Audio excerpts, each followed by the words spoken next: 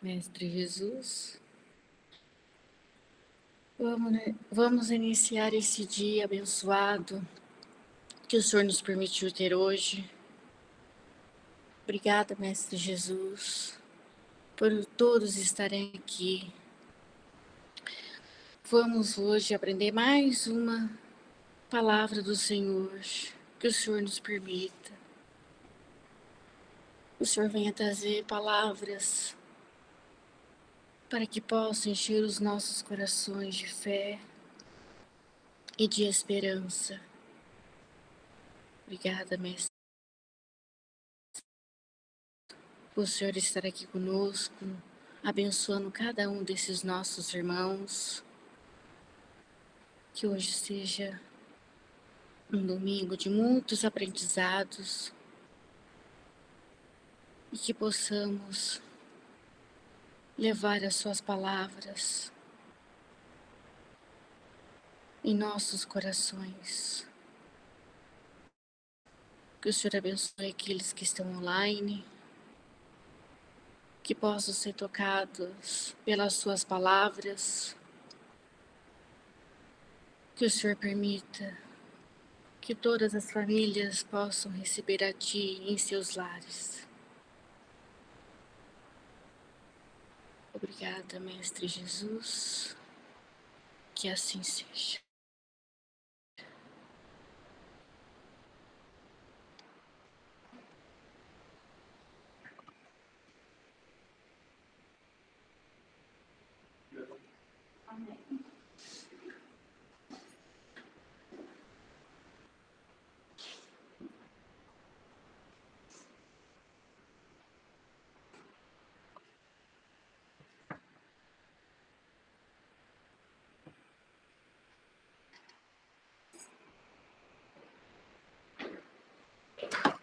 Nós paramos no capítulo 6, versículo 22 do Evangelho de São João.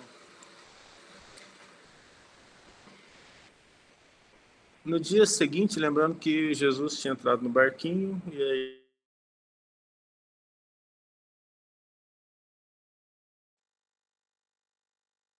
do outro lado do mar, vendo que não havia ali mais do que um barquinho e que Jesus não entrara com seus discípulos naquele barquinho, mas que os seus discípulos tinham ido sós.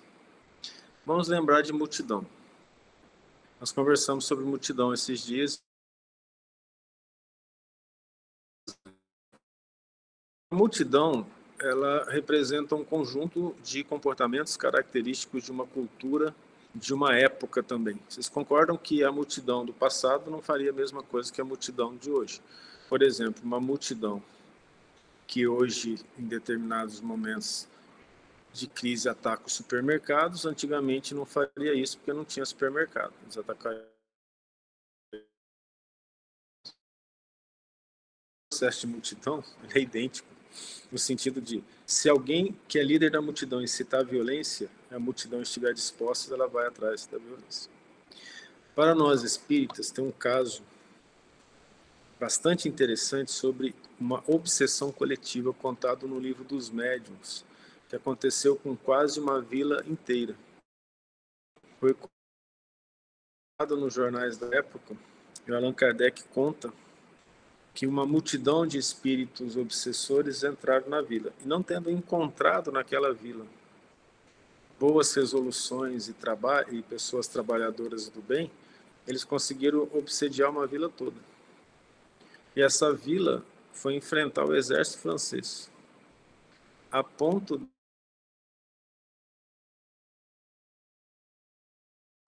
a multidão que pediu para crucificar Jesus provavelmente estava nessa situação também. Como eles iam mandar crucificar? Eles iam crucificar o Senhor, que é o representante de Deus. Evidentemente que eles estavam sob forte influência espiritual nesse processo. Tipos, inclusive uma obsessão coletiva para determinados grupos. Vocês já devem ter ouvido falar em determinados locais de trabalho em que algumas pessoas formam grupos tão fechados e não deixam mais ninguém entrar, a ponto de prejudicar a própria firma. Você deve ter ouvido falar disso, né? Ou não?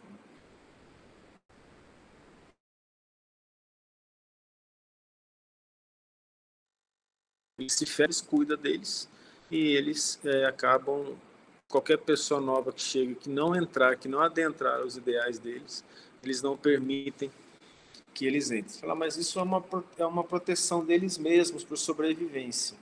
Ok, essa justificativa que eu falei, ela pode ser cultural,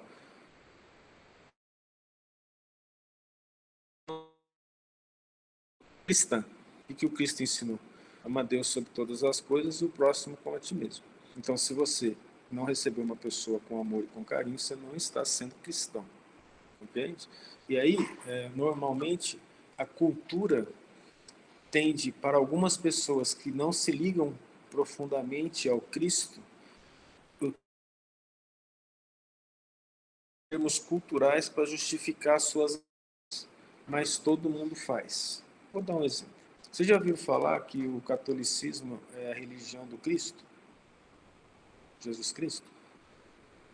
Nunca ouviu falar? A religião de Deus é o catolicismo? Alguns falam isso, não? Você já ouviu falar? Você é filho de uma catequista, né? Eu já ouviu falar. E aí me fala uma coisa.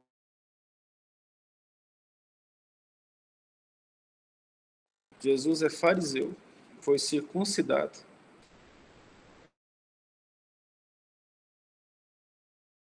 E o catolicismo não existia até o ano de 360 a 400 depois de Cristo.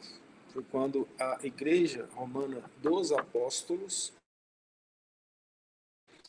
foi como a principal igreja criada pelos apóstolos. Depois das várias perseguições, as principais foram aquelas feitas por Nero, que perseguiu os cristãos e declarou os cristãos inimigos do Estado, que eles eram jogados nas arenas. A igreja romana, a igreja apostólica, ou seja, dos apóstolos, que estava em Roma, gerou uma força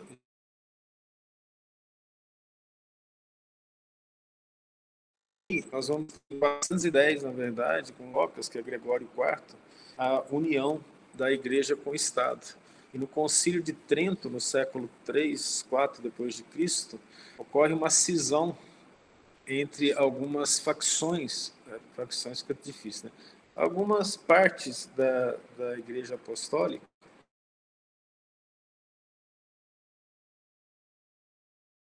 em Roma, que é principalmente relativo ao corpo de Jesus, que a igreja ortodoxa grega e ortodoxa russa, que se desviaram naquela época, achavam que Cristo não tinha um corpo material, mas era um corpo espiritual. E que Maria, de Nazaré, não ficou grávida verdadeiramente, mas que o Cristo se materializou.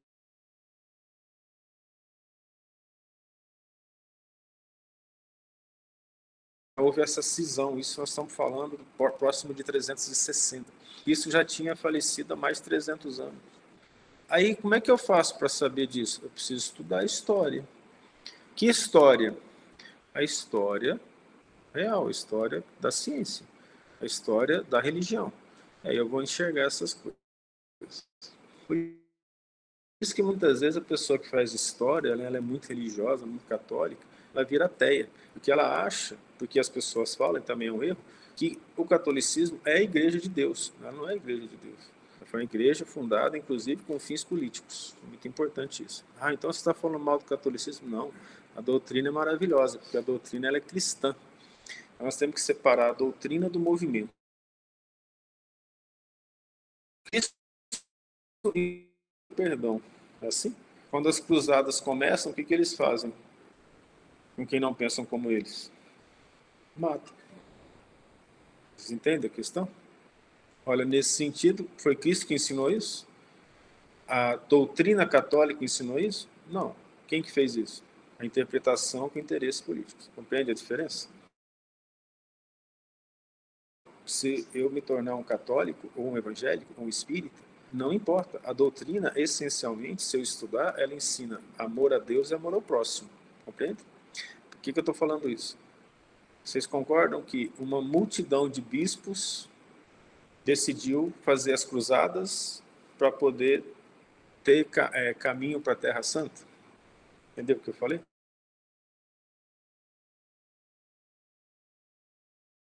Falasse, olha, nós estamos indo contra o Cristo. O que ia acontecer com ele? Ser expulso. O que aconteceu com o Cristo que foi contra a multidão? Crucificado. O que aconteceu com São Francisco de Assis, que foi contra a Igreja Católica? Você sabe o que acontece? Sabe, ele criou os franciscanos, né? E os franciscanos foram considerados heréticos durante séculos e séculos. Então, ser franciscano em determinado momento era ser crucificado. Só para lembrar, Roger Bacon, o pai da ciência, é franciscano. São Francisco de Assis deve ter sido o primeiro. E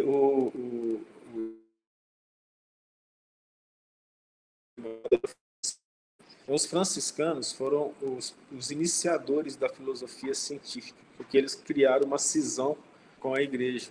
Não é de Francisco de Assis a frase assim, Senhor, dá-me sabedoria para distinguir o que é certo do errado? Vocês lembram dessa frase dele? Por quê? Por causa da grande dúvida que estava tendo.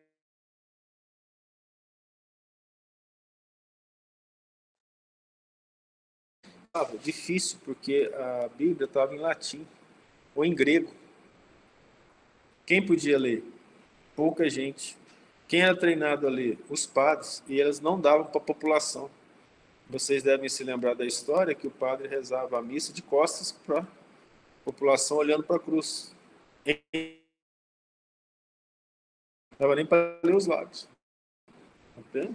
Depois, com Lutero, é que a Bíblia foi traduzida. Lutero, nós estamos falando lá na frente, né? Milhares de anos depois, é que a Bíblia foi traduzida para o vernáculo das línguas locais, primeiramente para o alemão. Então, veja que situação interessante é essa. As multidões dominaram o mundo. A cultura dominou o mundo. De maneira geral. Então, se eu tenho uma cultura de preservação do meu emprego, em que eu faço mal para as pessoas que estão entrando, é uma cultura social regional. É a cultura cristã? Então, cabe a nós interpretar o Cristo e colocá-lo no nosso dia a dia. Vocês entendem? Porque senão nós seremos o quê? Multidão e agiremos como a multidão. Não é assim? E é difícil trabalhar essa situação. Complicado. Muitas vezes, o trabalho que a gente fala assim, que a gente, aqui na verdade, olha, nós estamos convidando as pessoas a sair da multidão. Não é não? O que se faz domingo de manhã? Vocês estão aqui. Fugir da multidão. Onde é que está a multidão? Na feira. Não abusa também, você não precisava ter falado isso. Depois eu vou lá comer meu pastel, mas depois eu vou ser multidão. Depois eu vou ser multidão. Você viu que é a situação? Depois a gente vai ser multidão. Onde que está a multidão domingo à tarde? Onde que está a multidão sexta do serviço? Onde que está a multidão sábado à noite? É multidão. No momento, se eu conseguir me separar da multidão para trabalhar com Cristo, aí eu começo a entender o que é ser filho de Deus. Porque eu estou trocando a cultura cristã. Vocês compreendem? Mas não é fácil. A multidão, ela nos envolve. Esses dias, eu estava conversando, né? Eu não lembro com quem direito, mas a pessoa estava assim, nossa, o mundo é pequeno, né? Encontrei meus colegas na faculdade, assim, claro, seu nível social, você vai encontrar seus colegas lá, porque com quem você não convive, o da classe mais baixa não vai fazer a faculdade que você fez, que ela é cara, vai estar lá atrás. Eles vão se encontrar em outro local, nas empresas grandes, nas faculdades noturnas, que pega o trabalhador pobre de classe média, que tem que trabalhar o dia inteiro e estudar à noite. Compreendeu? Então, as pessoas se encontram de acordo com os pequenos grupos que fazem, criando pequenas estruturas E essas pequenas estruturas da multidão, que eu pensei nisso quando estava falando sobre faculdade, né? Porque muita gente fala assim, nossa, eu fui para tal faculdade, encontrei fulano, ciclano, meus amigos estavam todos lá, mas você estava na mesma escola, com o mesmo patamar financeiro, vocês entendem? A tendência é ir para o mesmo lugar. Isso fecha pequenos grupos e pequenos conceitos. E a realidade que envolve. Será que o que eu estou fazendo na sociedade, o que eu estou fazendo é cristão, ou eu vivo como a sociedade e apenas me digo cristão porque a sociedade também exige isso de mim? Entendeu o que eu falei? O que a sociedade exige da gente? Ter uma religião, não é? Então, muitas vezes, realmente até... O que você é? Ah, vou falar que é católico, todo mundo é, né? Entendeu? Aí eu falo que eu sou católico. E o medo de falar que é espírita até hoje? Foi do capeta. Aí eu sei que a coisa é difícil, que eu resolvi falar que era espírita para a caixa do supermercado. Porque primeiro eu falei de Deus. Oh, o irmão é pastor? Eu falei, não. Não é evangélico? Gente, você estava, né? A mulher sempre me murchou. Se ela fosse católica, eu tinha feito o sinal da cruz. Mas ela murchou. Olhou assim, tudo que eu falei de Deus não valeu. Porque eu percebi que elas estavam meio tristes, né? Aí deu uma animada nelas. Falou, que bom, que Deus nos proteja, Jesus nos proteja. Já achou, já tomou a decisão dela. Uma até continuou, a outra não. Então, o que é isso? A multidão elege situações. Ou vocês acham que a multidão dos evangélicos se considera unida, como Jesus ensinou, e ama o próximo do mesmo modo que amam entre si a multidão católica? É assim que funciona? E os católicos fechadinhos no grupo deles amam do mesmo modo os evangélicos. É um falando do outro. É quase partido político. E o Cristo ensinou isso. Isso é Cristo. Vocês compreendem? Então isso é multidão. Dentro da multidão, todos agem da mesma forma? Não, a maioria, por isso que é multidão. Aquele que não age da mesma forma e enxerga o ensinamento do Cristo, ele sai da multidão. Compreende? A multidão foi atrás do Cristo. Vocês lembram por que a multidão foi atrás do Cristo? Porque ele multiplicou os pães e os...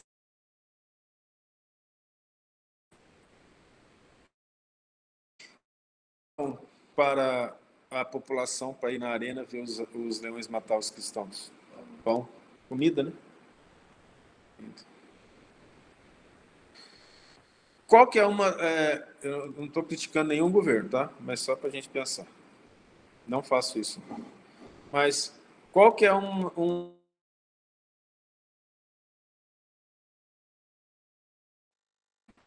Bom, que dá o quê? Que dá o quê? Dinheiro para comer. Entenderam a questão? Então, você vê, aí eu falei da multidão de antes e a multidão de hoje. A ideia é quase a mesma. Aí nós temos uma situação gravíssima. Algumas pessoas aceitam apenas comer. De uma música que caiu agora, mas vamos fazer a interpretação de acordo com o Cristo, mas é uma análise da sociedade. A primeira música a cair no vestibular foi a música dos Titãs, na Universidade Federal de Minas Gerais. A gente não quer só comida, a gente quer comida, diversão e arte. Por que essa música caiu lá? Porque só alimentar sem moral e social é existência, não é vida. E o Cristo falou, vim para que tenham vida moral, e a tenham em abundância. Vocês entendem a questão? Então, quando nós pegamos a multidão, nós podemos analisar muito essa situação. Então, eu posso ser a multidão e falar assim, não, estou satisfeito, eu tenho minha casa, eu tenho uma comida, o que faltar a gente pede, os ajudam, os parentes ajudam, e eu vou levar a minha vida sem me preocupar com o crescimento intelecto-moral dos meus filhos ou o meu próprio. Multidão. Entendeu? E o Cristo, diante da multidão, ele separou seus discípulos. E tinha discípulo muito mais evoluído do que os 12 apóstolos que ele escolheu. Por que 12? São quantas?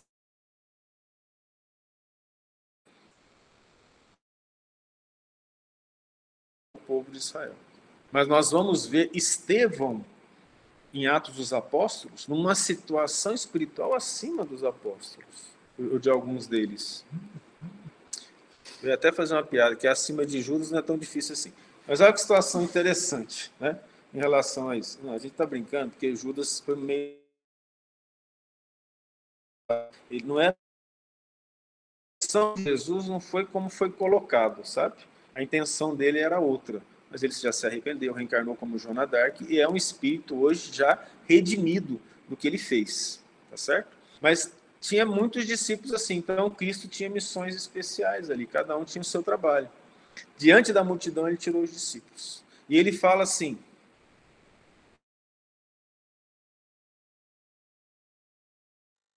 como de chamados filhos. Então, diante da multidão, ele convida. Bem?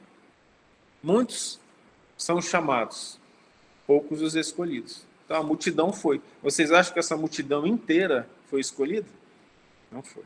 Então, cabe a nós pensar. Eu ainda estou na multidão? Eu me satisfaço com a multidão? Quer ver uma pessoa complicada para...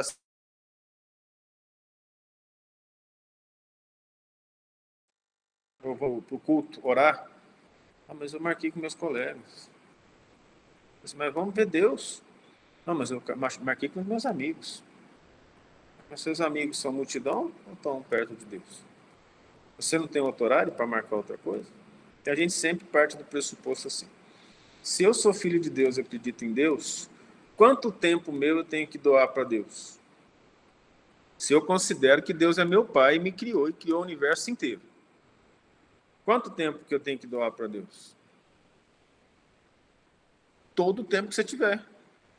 O resto você resolve. O que a multidão fala? 1 hora por semana a multidão católica na missa para tomar hóstia. Hã? No domingo.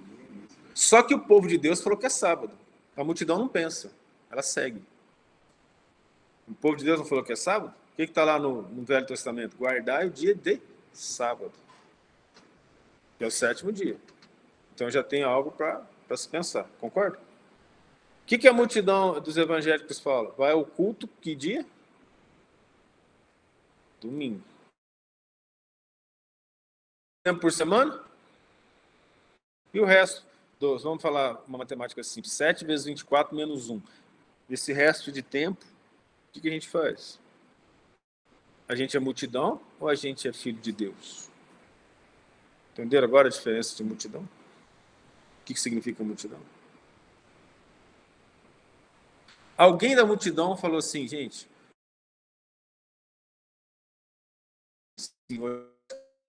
dele, coitado, ele não aguenta. Será que alguém pensou isso? Será que alguém falou assim, vamos deixar o Cristo em paz, que ele tem muita gente para cuidar, não estou saudável, já percebi o que ele me falou, vou seguir minha vida. Não tiveram piedade do Cristo, assim como não se tem piedade dos que trabalham pelo bem normalmente pela história da humanidade. No dia seguinte, a mulher estava do outro lado do mar, vendo que não havia ali mais do que um barquinho, que Jesus não entrara com seus discípulos naquele barquinho, mas que os seus discípulos tinham ido sós. Contudo, outros barquinhos vieram de Tiberíades, do mar de Tiberíades, perto do lugar onde comeram pão. Lembra do pão?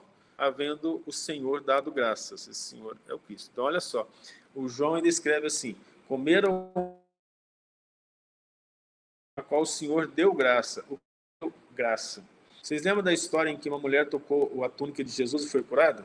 Ele falou, senti uma virtude saindo de mim. Em outra tradução, uma graça saindo de mim. Graça, virtude, vibração.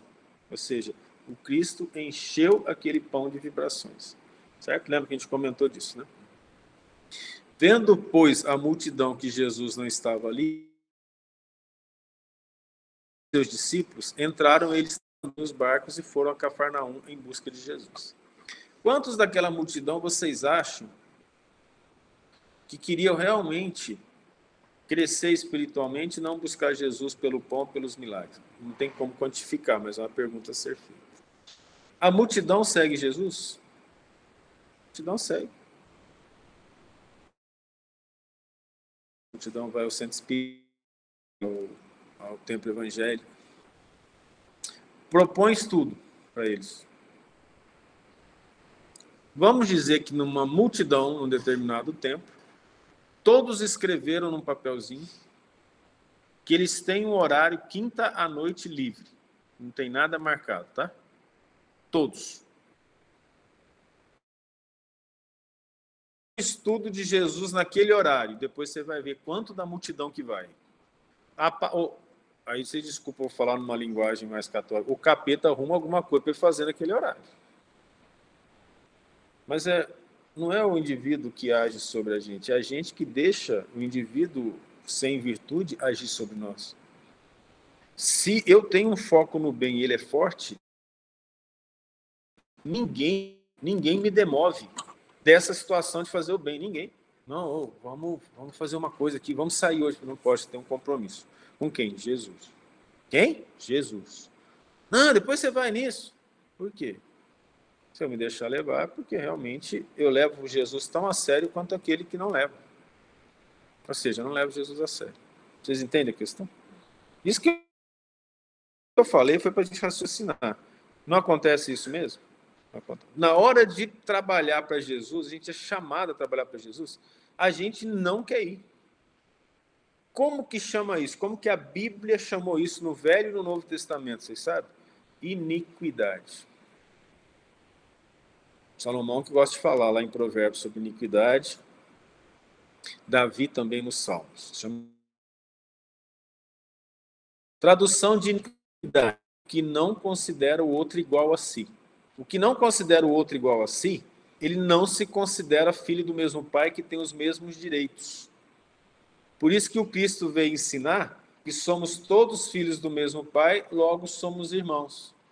Vencei a iniquidade. Considere todos irmãos. Se eu olho para o outro como eu olho, igualdade de condições, o nome disso é amor e o contrário disso é egoísmo. Entenderam a questão?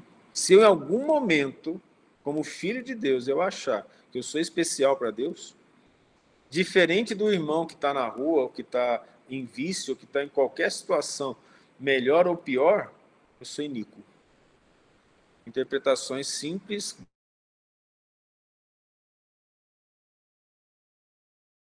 Normalmente, a multidão ama ou a multidão é iníqua? As multidões guerreiam entre si. Os grupos falam mal uns dos outros. As pessoas se degradiam mentalmente. E ai delas se soubessem quantos espíritos tem do lado delas, degradando também, se alimentando dessa violência. Não são todos que podem ver, por bondade de Deus, as vibrações pesadíssimas daqueles que não querem viver para Jesus. E aí você vai falar, mas isso é muita coisa. Não sou eu que estou falando. Jesus falou bem claro e bem simples. Não se pode servir a dois senhores. Porque se você amar um, você vai odiar os outros. Não se pode servir a Deus. E diz assim, por Allan Kardec e pelos espíritos, principalmente pelo Emmanuel, agora recentemente com o Chico. Não agir é mal. Para fazer o bem é preciso uma ação constante e ativa, persistente no bem. A inércia não é bondade.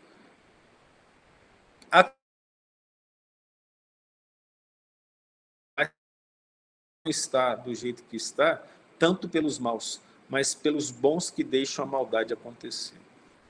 Se Einstein deixou de ser ateu, foi bem no finalzinho da vida dele. Ele se declarava ateu. E ele teve essa percepção. Então, essa é uma questão interessante. Quando eu deixo o mal acontecer e eu tenho condições de evitá-lo, eu sou tão mal quanto aquele.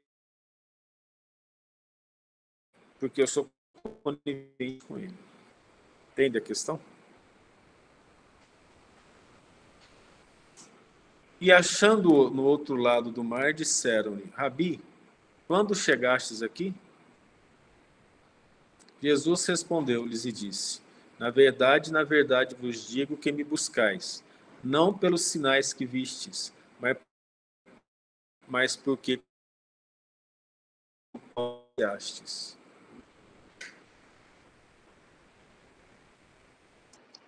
Entendeu? Que ele falou assim, multidão. O Cristo está falando isso, quem pode não enxergar, pode enxergar de outra forma. Mas quais os sinais que o Cristo deu? Ele curou cegos, curou paralítico, surdos, curou a mão mirrada, curou a mulher que sangrava. Mais que isso, curou almas. Muitos se arrependeram. E isso é que chama batismo, no entendimento. E Jesus é bem sincero. Aí ele fala, olha a profundidade, trabalhai, não pela comida que perece, vírgula. É hora da gente pensar, a gente está trabalhando. Para que a gente procura emprego? Para que a gente estuda? Para que a gente busca ter o nosso salário? O Cristo está dizendo, trabalhai. Não pela comida que perece, mas pela comida que permanece para a vida eterna. Ele está convidando todo mundo a repensar o modo de ser, ele está convidando a multidão a repensar o modo de ser. Ele está convidando a dizer assim, trabalha, mas não coloca os bens materiais acima dos espirituais. Porque se você vai trabalhar pela comida que perece, não é assim que todo mundo tem que fazer? Sacrificai as necessidades e as frivolidades de cada dia, mas fazei com sentimento de pureza que as possa santificar. Um homem no mundo, lição evangélica. Trabalha, mas se eu trabalhar com amor, estudar como todo mundo estuda, mas se eu estudar com amor, se eu agradecer a Deus pela própria vida, o que é que vale mais, o corpo ou a alma? Então eu vou passar a minha vida trabalhando pelos bens materiais. Isso aqui é uma ilusão tão forte. Porque quanto mais você trabalha pelos bens materiais, mais bens materiais você quer ter. E você passa a ver mais comida de qualidade na sua mesa, mais bebida cara na sua mesa, e você quer mais carro na sua garagem, você quer mais coisas de ilusão, porque a ilusão ela cresce absolutamente em função da forte obsessão, porque você se torna amigo daqueles que são inimigos do Cristo. Agora, pode falar o que for, está aqui escrito. E não, eu aprendi desde novo. Não aplaudiu a multidão. Não aplaudiu a multidão. E querendo sair dela. E é difícil sair dela. É difícil. Tentar sair da multidão é complicadíssimo. A gente faz parte das classes, né? Eu faço parte da classe dos professores universitários, que assim como os médicos, metade acham que é Deus, outra metade tem certeza absoluta. Então, a vaidade é uma coisa fortíssima e o desligamento do Cristo é mais forte ainda. Eles se juntam, as pessoas da mesma classe, pelo que eu percebi, em vários locais que eu trabalhei, não só como professor, mas eles se juntam para proteger os próprios interesses. Eles podem se odiar entre si, mas se o interesse é material, eles se perdoam. Se perdoam. Para que eles continuem tendo vantagens materiais. Isso não é multidão? Aí você fala o que for. Eu vou repetir. Versículo 27, capítulo 6 de João. O Cristo falando. Não pela comida que perece. Veja bem. Ele fala, vocês me procuraram não pelos sinais, mas porque comeste o pão e vos saciastes. Material, físico. Trabalhai não pela comida que perece, mas pela comida que permanece para a vida eterna. Ele fala, eu sou o pão da vida. Os ensinamentos dele. A qual o Filho do Homem vos dará. Porque a este selou o Pai, Deus. Ou seja, Deus o fez representante dele. Ele veio aqui para nos ensinar a comida da alma. E para vencer a comida da alma, o primeiro passo, porque isso não está dizendo assim. Olha, depois que você começar a me seguir, você vai ter que pensar ações, porque as suas ações terão responsabilidades imensas. Ele não falou disso, não. Ele falou assim, primeiro passo, Desliga das coisas materiais, se liga às espirituais.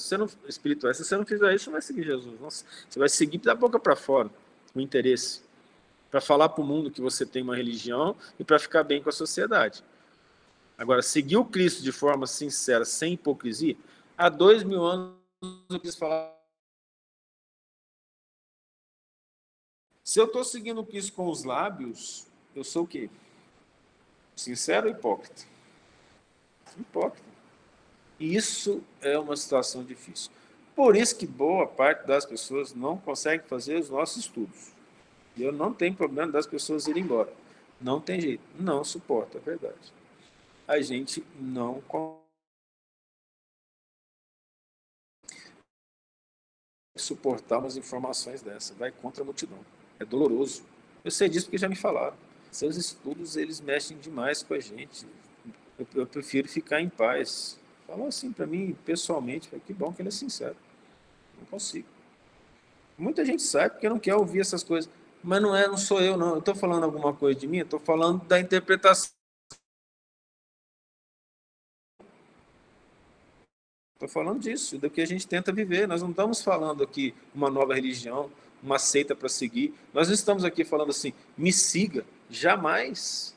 A tal ponto que o Kardec falou assim, se eu falar alguma coisa contra o Cristo, fique com o Cristo. Emmanuel falou para o Chico, se eu falar alguma coisa contra Kardec, fica com Kardec. Aqui nós não somos nada. Tudo que nós falamos é de leituras e estudos da Bíblia, da doutrina, da codificação, e os livros do Chico, quase 100%. 99,9%. Então, nós apenas estamos interpretando os ensinamentos na qual serve primeiramente para nós. A gente faz as análises. Análise profunda. Como assim? Eu falo. Eu já quis ter carro novo, carro zero. E aí o indivíduo que não entende direito que ele é espírita, que ele tem coisa para pagar aqui, comprei meu primeiro carro zero. Sacrifício da vida. Já começou a rir. Porque vira atrás de comédia. Vira atrás de comédia. Comprei um Palio. 1996. Segundo Palio que saiu. Foi um carro bom da fita. O pessoal estava facilitando tudo. Dei meu carro de entrada, comprei o Palio. Um mês assim, o óleo baixando, levo no mecânico e falei assim, ó, seu carro tem 2 problemas. Primeiro, ele não para de vazar óleo, porque o motor está torto, a parte ali está torta, não para. Torto. O chassi dele também está torto, ele não dá alinhamento de jeito nenhum. É bom para aprender. Aí entrei na justiça, para entregar o carro. Perdi. Você nem falar o tanto que eu perdi, vai largar de ser besta. Não estou falando que não é bom ter carro novo, não. Não entendam mal. Para mim, não fazia sentido e eu aprendi demais. Falei, não faço mais isso. Não vou atrás de nenhum sonho material. Ele perece na hora, no meu caso, um mês de perecimento. Perece. Não adiantou. Cada um sabe de si. No meu caso, não dá. Comprar carro novo é fácil, pagar é outra história. Nós já estamos falando de uma situação complicada. Parei para pensar que ele me compensou toda aquela dor de cabeça, passar por isso tudo, gerou um problema sério, mexeu com os meus colegas, que eu era muito novo, para poder, segundo eles, né, segundo os próprios colegas, falaram isso para mim, falaram, Thales, você está muito novo para ter um carro zero, eu só fui ter carro zero depois de tantos anos, eu era professor de escola particular, ganhava bem, mas assim, né, aí esse cara bravo comigo, gerou um problema sério, assim, gente de cara feia, achando ruim ali, eu fui aprender um pouco mais sobre a vida. Para hoje, gente, nem Palio, acho que existe mais. Coisa tão velha que é esse negócio. Mas isso me fez entender muita coisa, repensar muita coisa, escolher outras coisas para a vida e começar a não dar valor para esses negócios. Não faz sentido.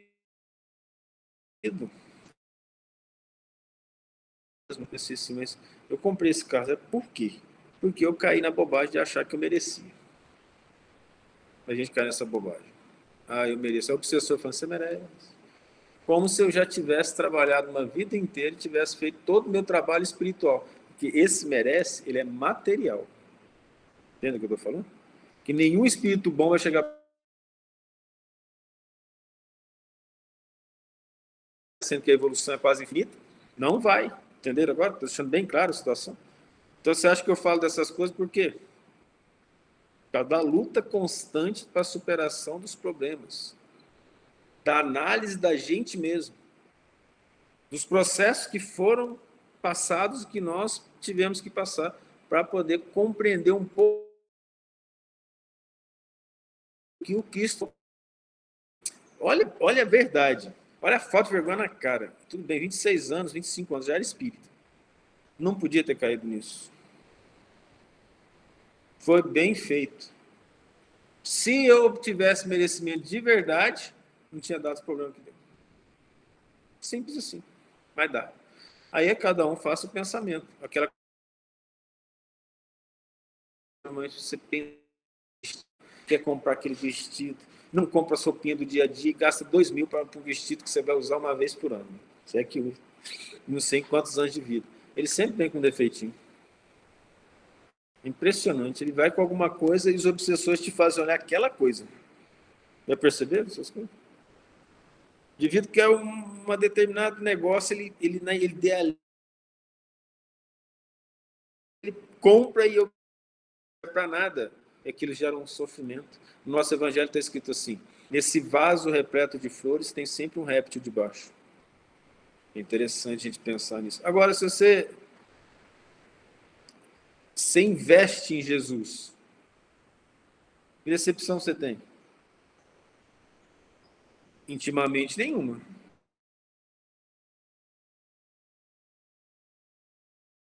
Para ele, crucificou o homem, o perfeito. Você quer o quê? A gente é o quê? Tudo que fizer com a gente é pouco, só que a gente só recebe o que a gente merece passar. Entende? Foi uma derrocada, uma mudada de vida. E não foi só isso, várias coisas também. Aí eu fui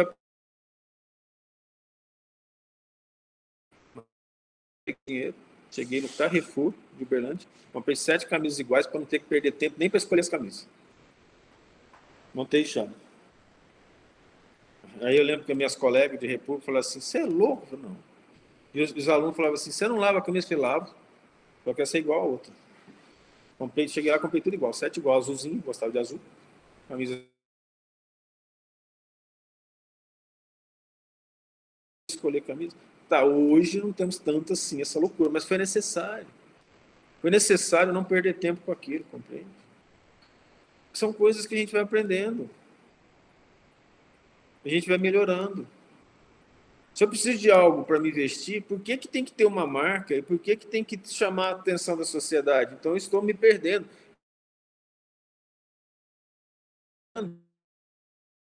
Vida eterna, estou trabalhando para o pão que perece. Compreende a questão? Se eu preciso de um automóvel para me locomover, por que eu preciso gastar mais para mostrar para a sociedade que eu tenho um automóvel porque é mais caro que os outros? Não importa a quantidade de dinheiro que você tenha, ele não é seu. Se fosse, você levaria consigo para a vida eterna.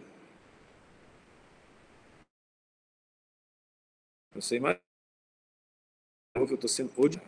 Isso ainda vai para a internet. E aí a situação vai ficar complexa. No entanto, eu estou representando Cristo. De forma perfeita? Não. Cristo precisou só de gente perfeita para representá-lo? Não, tenho orgulho de falar, eu trabalho para Jesus. Ah, mas você erra. Trabalho errando, continuo trabalhando e o erro de hoje não vai... Cristo 3 vezes. Tomé não acreditou. Quando Cristo foi preso, eles debandaram, fugiram com medo. Os apóstolos disfarçaram para não serem reconhecidos como discípulos do Cristo. Mas eles trabalharam, então eles erraram e trabalharam. Paulo perseguiu Cristo e os discípulos do Cristo. Foi o apóstolo da gentileza. Cheio de defeito. Não, você cheio de defeito começa ontem. E aí muita gente fala assim, mas eu não tenho pressa para evoluir. O problema é seu, mas você vai deixar de ajudar muita gente. vai deixar de auxiliar muitas pessoas. Até pessoas que você ama poderiam receber a bênção do seu crescimento.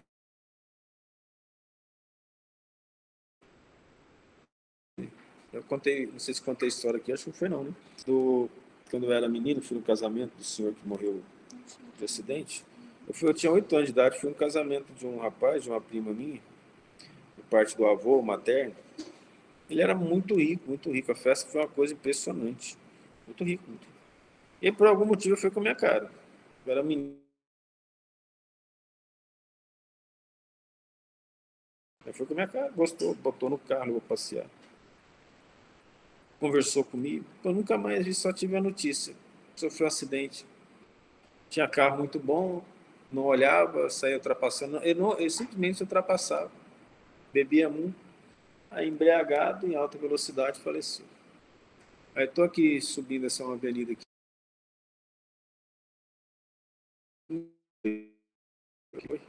Como que vem na cabeça assim, né? 8 anos de idade, nem lembro mais da pessoa. Aí ele estava ali, do lado.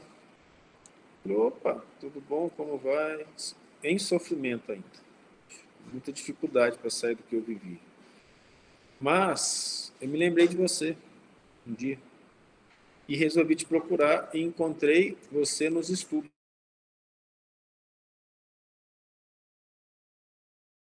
E recebi ajuda e hoje eu estou melhorando e me cuidando. Então, a gente não faz nada. Simplesmente resolvemos seguir a obrigação que Deus nos deu. E uma pessoa pôde ser ajudada. Por que eu contei essa história? Porque eu passei por ela. E se eu resolvesse não seguir isso? Eu deixaria de ajudar. Tudo que a gente faz de bem, toda semente que a gente planta, a gente auxilia o próximo. Mas toda vez que eu penso mais em mim do que nos outros, toda vez que eu penso em ter para mim o melhor e não o melhor para os outros, toda vez que eu me coloco numa situação extremamente complexa, em que eu faço a opção de pensar mais em mim do que nos outros, eu estou sendo iníquo, egoísta. Quando eu falo isso, porque eu tenho que repensar tudo que eu faço, tem que reanalisar tudo que eu faço, tem que verificar tudo que eu faço. Então, para a gente comentar isso de uma maneira mais profunda, vocês já leram no livro, eu acho que o livro não é Jesus no Lar, qual que é o outro? Alvorada Cristã. Alvorada Cristã, da irmã da feira que costurava num convento, e ela foi simplesmente costurava, e fazia costura para os alunos, para as outras feiras, e ela costurava com tanto amor, com tanto carinho, que começaram a vir conversar com ela enquanto ela costurava, porque ela passava muito amor. Vinham às feiras, as freiras conversar, as alunas conversar, porque naquela época, né, só tinha mulher, conversando, e ela costurava, desencarna. Ela desencarna recebida por um anjo. E o anjo, feliz de recebê-la, ela olha e vê que o anjo assim não está completamente satisfeito. Ela recebe o abraço pela vitória que ela teve aqui na Terra, mas ela falou assim, eu vejo nos seus olhos um pouco de tristeza, algo assim. Ela falou, pois é, minha irmã, diante de tudo que você fez, você se esqueceu do óbvio. Você exagerou nos gastos das linhas, não economizou o suficiente os tecidos. Ela sente aquela responsabilidade do espírito superior de ter desperdiçado os bens terrenos. Como que eu faço para resgatar isso já de joelhos? O anjo fala assim, fique tranquila, minha irmã, você vai reencarnar e vai plantar e colher algodão. Então, olha o grau de responsabilidade que nós temos. Isso é para o espírito. Para quem for ler uma lição dessa e interpretar, é para o espírita, na qual é convidado a tomar responsabilidade de tudo aquilo que ele faz, que tem que ser feito direito e bem feito. Vai acontecer de hoje para amanhã? Não, mas a luta é constante. Ela passou uma vida costurando e não teve o cuidado de economizar as linhas. Voltou para plantar algodão. Mas imagina aquele espírito cheio de amor, como filha de uma família, de colhedores e plantadores de algodão, ela ia iluminar tudo. Ela ia cumprir o trabalho durante 8, 10 anos, o ambiente todo. Aquela família ia se regozijar das vibrações dela, das orações dela, as pessoas em volta iam receber a luz dela, o auxílio dela, e ela ia plantar algodão e colher algodão. Olha em que ponto que chega a nossa responsabilidade perante os bens divinos. Em tudo. Tudo.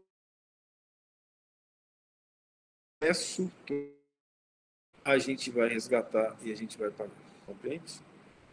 Tudo aquilo que eu não fizer, que eu deixar de fazer pelo bem, tendo consciência, eu sou mais culpado. O próprio Cristo fala isso. Disseram-lhe, pois, que faremos para realizarmos as obras de Deus? Disseram-lhe, pois.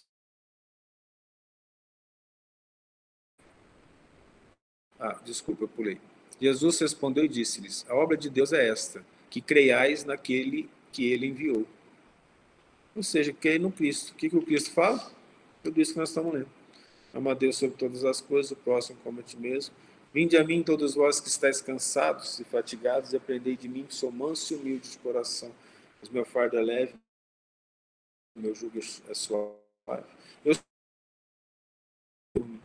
Porfiai por entrar pela porta estreita, porque grande e larga é a porta da perdição.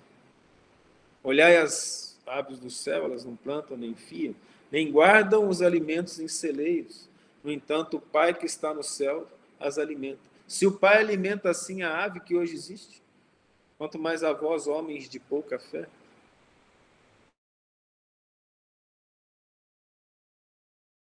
Dizei o que vos maldizem. Orai pelos que vos perseguem e caluniam, para serdes chamados filhos do Pai que estás nos céus. Então, a resposta está simples. Estuda o Cristo e faz a vontade do Cristo. E aí vai realizar a obra de Deus. Olha que versículo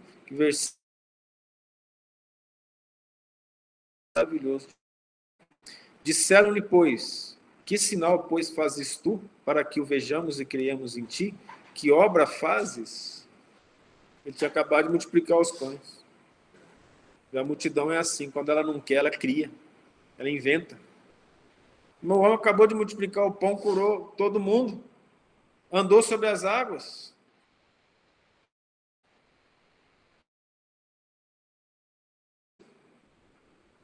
Veja a importância da psicologia da sociedade nessa parte da obra de João.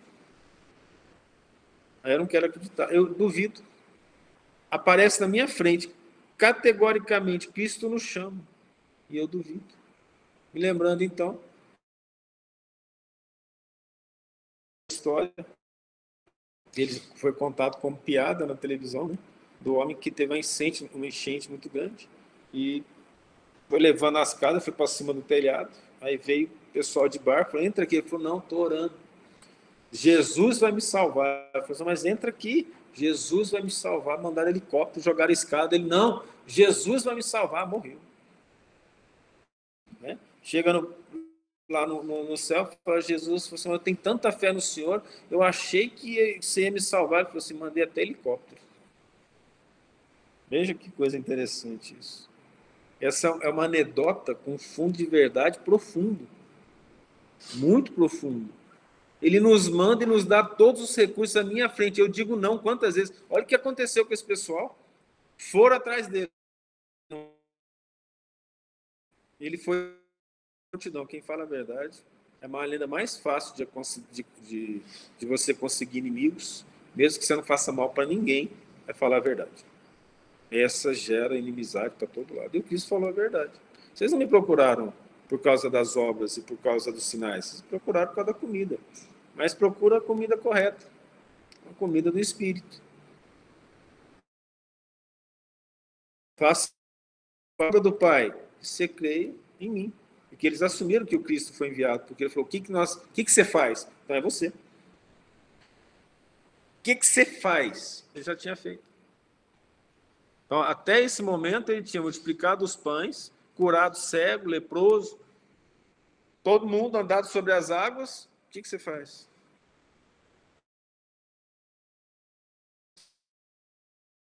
Vou falar um pouquinho agora sobre uma coisa que está bem interessante. Aconteceu agora esses dias. Eu dou aula EAD, né? Dou aula EAD. Aí quando vê, duas provas iguais. Completamente igual, até no erro. Tinha uma fração lá que era 5/3, o indivíduo botou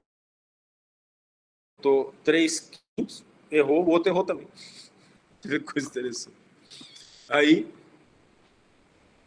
o rapaz escreveu assim: não, você colocou que a gente teve fraude, que as provas estão iguais. Eu queria conversar, porque nós estudamos junto, então nós temos a mesma base de raciocínio. Tá? Você tem a mesma base de raciocínio, mas errar igual é mais que base de raciocínio, mas está ótimo, está aqui. Pode entrar em contato, reunião, e você me explica, mas você prova por A mais B que eu estou errado. Ok? Aí entrou na reunião, os dois entraram, aí um falou assim: olha, professor, a gente fez a prova igual, a gente não sabia que não podia. Eu falei: desde quando vocês fazem prova junto?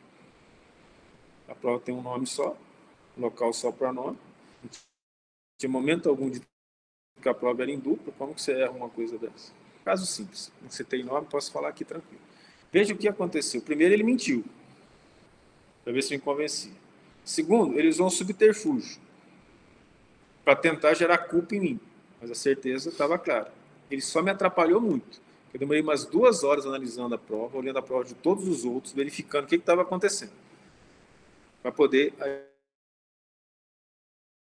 Depois ele aceitou, e depois ele ainda mentiu diante do próprio fato de que eles tinham fraudado. Eles fraudaram, estava claro, e eles continuaram mentindo.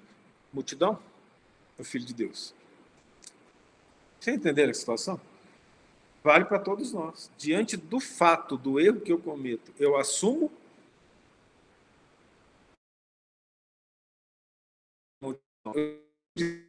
eu faço com multidão. Filho de Deus eu nem faria. Compreende? Mas no momento que acontece, a maioria, vendo o fato está lá, você fez, está claro, mente, depois percebe que a mentira não deu certo e mente para justificar ainda que aquilo que fez, ele não teve culpa. Se a gente foge da culpa, tenho que me arrepender para continuar a vida do jeito que eu estou. Profunda essa psicologia, não é? Ana Paula, faz a oração final para a gente.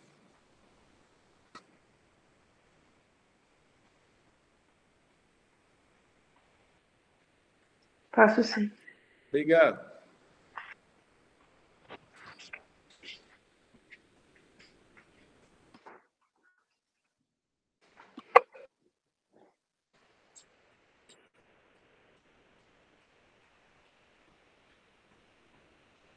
Nesse momento, onde a tua presença, Mestre amado, se faz em nossos corações, pedimos que a tua luz, Senhor, ilumine a todos e que sejamos assim fortalecidos em amor, em perdão, em paciência, em tolerância, em humildade, em fé. Pedimos, Mestre amado, que as tuas palavras ecoem em nossos corações, se façam presente em nossos pensamentos, em nossas mentes, que possamos, através dos nossos atos, trazer a tua presença a todos aqueles que nos cercam. Agradecemos por toda a assistência que nos concede, através dos nossos mentores, das equipes espirituais que nos sustentam, que nos amparam, irmãos que nos fortalecem. Te agradecemos pelos amigos, anjos encarnados, ao nosso lado. Agradecemos pelo alimento do corpo, mas pelo alimento da alma que nos trouxestes a todo momento.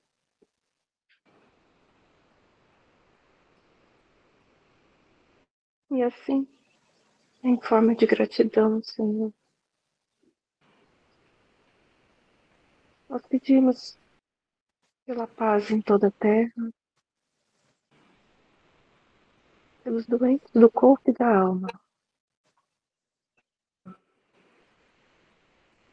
Pedimos pelo futuro do nosso país. Pedimos pelo fortalecimento daqueles que descobrem no Espiritismo o teu amor e a salvação que vieste trazer.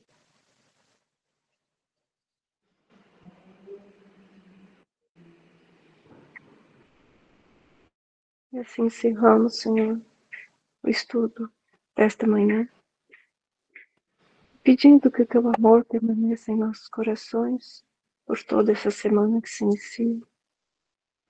Que assim seja.